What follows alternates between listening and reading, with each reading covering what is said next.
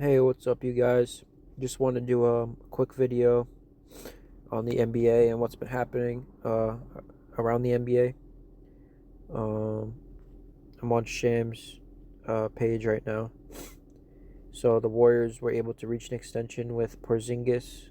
Um, so they're bringing back Kristaps Porzingis. I think he's pretty good for them last year. He's going to be their center, obviously their starting center. 2 year for 40 million. That's 20 million a year. So we'll see if they can still bring in LeBron. I know that they were going to trade. I think the only way they can bring in LeBron is by trading Jimmy Butler. So, or they're trying to trade Jimmy Butler for Anthony Davis. So we'll see if they can, have a team of like Kristaps, Steph Curry, LeBron, AD. It's going to be an older team, but they have the experience, and we saw what LeBron and Curry did on Team USA. So they might still have some left if that's what happens. We'll see though. Harrison Barnes is returning to the Spurs. 1 year, $8 million deal. Spurs just trying to keep the veteran presence here. They just made the finals. So Harrison Barnes is a veteran. He's been to the finals. He's won a finals before. So it's good that they keep him around just to have that experience for the young players to look at. Same thing there with Kristaps. Kevin Huerter signs a 3 year, $27 million deal. Didn't really watch much of him on the Pistons, but he's returning to the Pistons for looks like about $9 million per.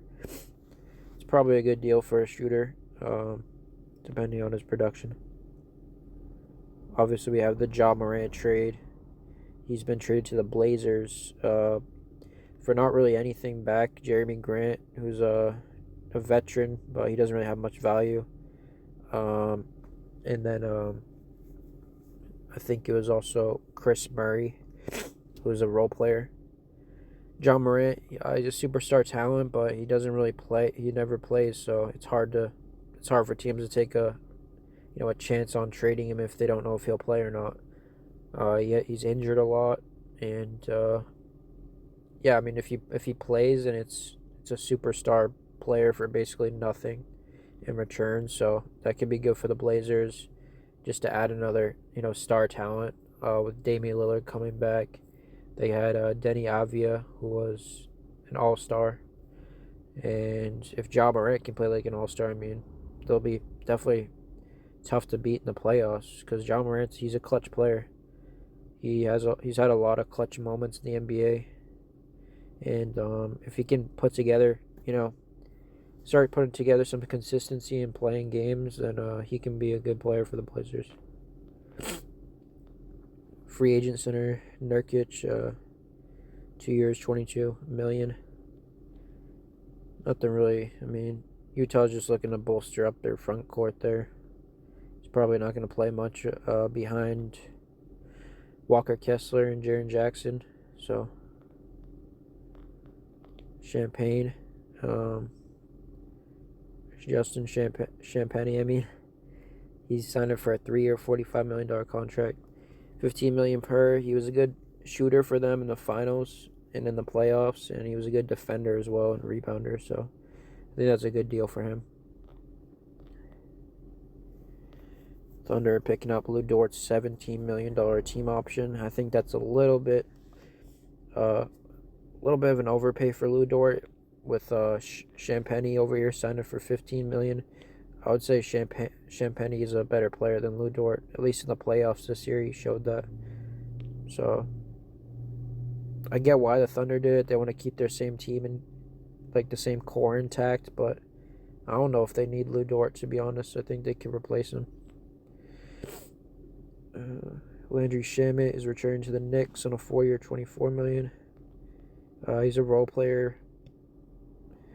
I don't know how I feel about this deal. It's like he's making about 6 million per. I mean, it's probably a good deal for him, honestly. Sam Hauser's making like 10 million per year, and he's probably a worse player than Landry Shamet, so that's a good deal.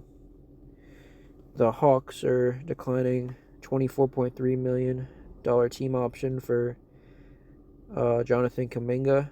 So he's a free agent now. He can sign. The Hawks didn't want to pay him that, so maybe his market value is below that. Like maybe he's like a 15 to 20 million per type of player. He hasn't shown much yet, and obviously the Warriors wanted to trade him. They didn't see much from him, so yeah, I mean he could definitely help some teams if they want to bring him in. So I definitely think he'll get signed. And Bradley Beal declined his $5.6 million player option, so he's a free agent now. He's going to look to sign somewhere else. Obviously, it's hard to say he has much left. I mean, he's dealt with a lot of injuries, and he's getting up there in age, but he'll probably try to sign with a contender.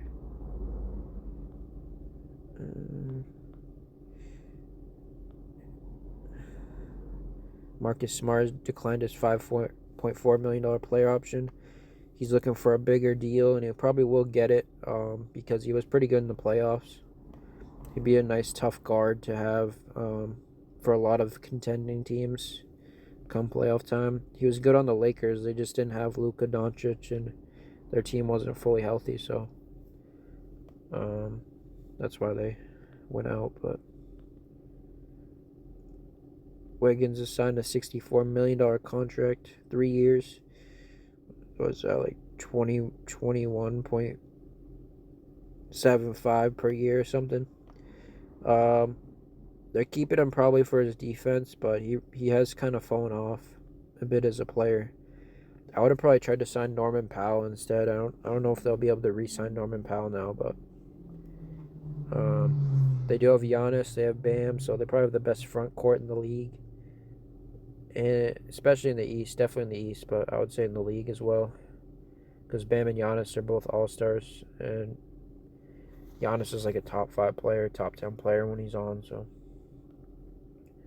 yeah, I mean those are all the deals that I've seen today. If you like this video, just make sure to leave a like, and appreciate you watching.